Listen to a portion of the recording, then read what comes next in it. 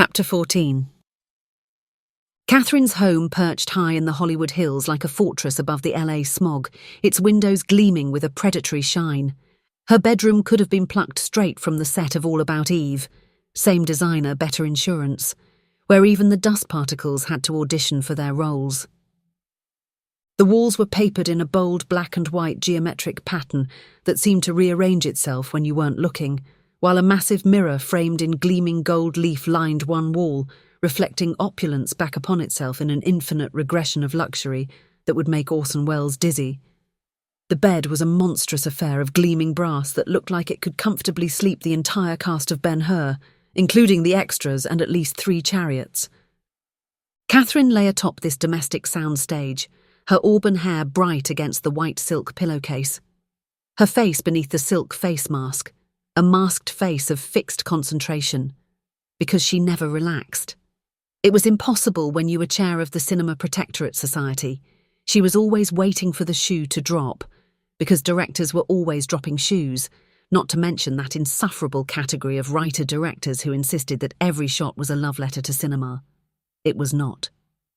The peace was shattered by the shrill ring of a phone. She whipped the silk from her face, her eyes snapped open, and a colourful string of profanities began forming on her lips. She threw her arm out and collected the receiver, holding the phone to her ear. "Stiletto or combat boot?" she asked. "Huh?" Grant's confusion crackled through the line. "Just wondering what shoe dropped this time. And if you're calling to tell me Quentin has flipped the script again, worse." "Worse. We have ourselves a situation." Catherine sat up. In their line of work, situation was code for "oh shit, break out the industrial strength cover-up kit." What kind of situation? She was already swinging her legs out of bed and reaching for her silk robe. Did someone leak the alternate ending to Casablanca? Worse. It's about the Golden Path. X reports that the movie is going ahead as planned. Catherine froze, one arm halfway through her sleeve. "That's impossible. Isn't X doing their job? We hired them specifically for their ability to sabotage productions without leaving a trace. What happened to the von Sternberg treatment we discussed?" "Apparently they almost got caught the other night. A close call with the director. They've pulled back a bit since then." "Pulled back?" Her voice rose an octave. "This isn't Little League, Grant. We don't get participation trophies for trying. This is Plot 147 we're talking about. The closest any filmmaker has gotten to actually getting it off the ground since in decades, and we all know what happened to him." "Uh-huh. This isn't the time for pulling back, it's time to double down. I want the full eye Claudius treatment, the one that got von Sternberg abandoning ship faster than extras jumping from Cameron's Titanic." "Are you sure?" He now sounded as squeaky as Porky Pig. "That's pretty extreme. Maybe we should check with the big boss first." Catherine paced the thick carpet. "We are not disturbing him with this, Grant. You know how he gets when we interrupt his, whatever it is he does up there. Just pass the orders to X. I want this production colder than Walt Disney's head." "Understood. Consider it handled." "Good. And Grant, if this doesn't work, we might have to consider more permanent solutions." Catherine hung up the phone. She was now too wired for sleep. She hated thinking about permanent solutions. The clean-up was always distasteful. And Catherine hated getting her hands dirty. It always ruined her manicure. She left the bedroom, walking downstairs, plush carpet muffling her footsteps. The house was silent except for the gentle hum of electronics and a faint ticking from an antique clock that had once belonged to Louis B. Mayer. She entered the study and found Grant hunched over his desk, typing furiously. He looked up and offered her a weak smile. "I'm just getting everything sorted with X. I'll be upstairs in a bit." Catherine nodded, continuing on her way to the kitchen, silk robe whispering against her legs. She needed comfort food, and in Hollywood that meant popcorn. Not the microwave stuff, never the microwave stuff. Catherine had a vintage popcorn machine that had been lifted from a theatre in the 50s. She switched it on and the machine hummed and rattled to life. Minutes later, she watched the kernels transform from hard potential to bursts of fluffy reality.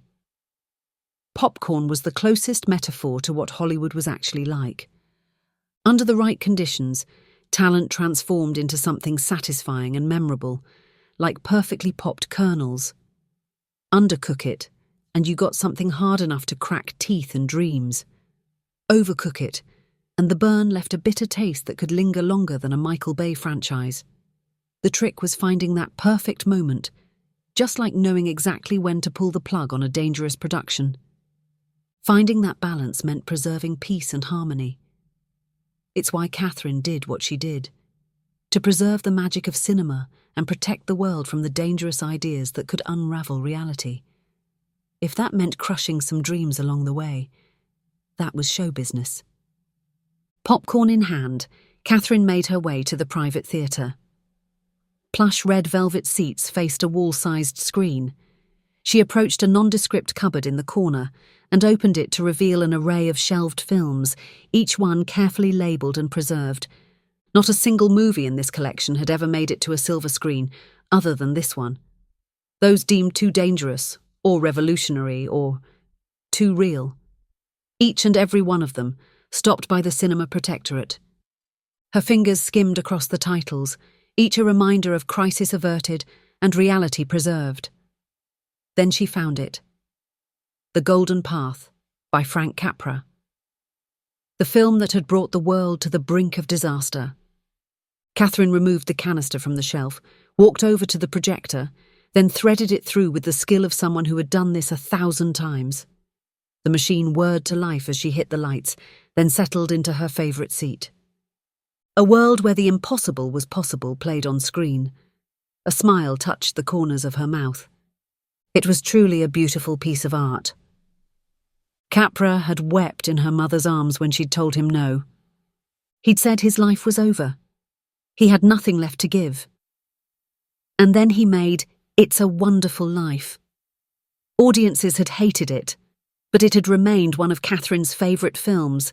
She and Mum used to watch it with every Christmas. Catherine was halfway through The Golden Path when Grant slipped into the seat beside her, hugging his own bowl of popcorn. That damn Felix. Whenever a director got close to plot 147, it was always because of the archivist, that insufferable puppet with his antiquated notions of artistic freedom. He treated dangerous scripts like a collector, treated rare butterflies, precious things to be preserved, rather than the reality-shattering bombs they truly were. Every time a director got too close to plot 147, Catherine could trace the thread back to that felt-covered provocateur and his archive of forbidden stories. The Cinema Protectorate was in charge of film, but the world of scripts and the written word belonged to Felix, and he was a staunch believer in freedom of speech. He refused to redact anything, even plot 147. Grant nudged her. "You okay, Catherine?" She sighed. "Depends on how closely Piven is following the script, but if it's anything like this..." She left the sentence unfinished, because Grant understood what was at stake. They both did. On screen, The Golden Path continued to unspool its dangerous beauty, each frame a reminder of why some stories needed to stay in the dark. Some called it censorship. Catherine called it survival.